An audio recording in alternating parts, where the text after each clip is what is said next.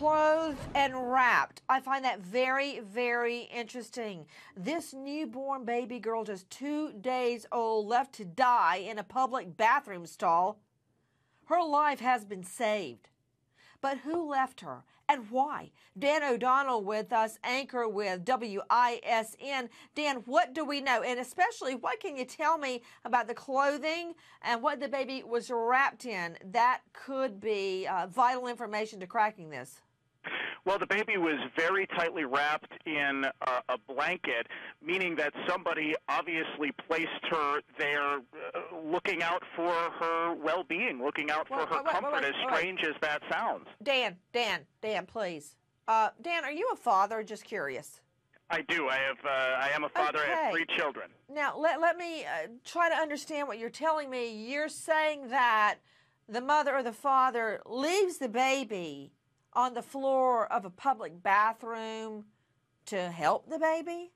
Well, it almost seems, and the theory that officers, I think, are going on is that this was an attempt to get the baby adopted. It should be pointed out this baby was likely not born in a hospital based on the absence of a heel stick test and some other evidence that police are not being very forthright with. But they think that this was, yes, as you said, an abandonment case, but it appears as though, given the fact that the baby was dropped off at a health department, that the parent or parents wanted the baby to be in good hands.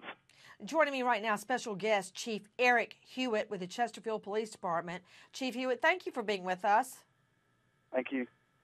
You know, Chief, I have raised 2 children. One I brought home from the hospital at about 2 pounds. And all this about trying to help the baby and save the baby. I hear where Dan O'Donnell is coming from, but to leave an infant, a newborn, on the floor of a public bathroom, just tell me what you can, Chief Hewitt, about the case. What was the baby wrapped in? The baby was wrapped in a blanket and placed in the bathroom, just as the reporter stated.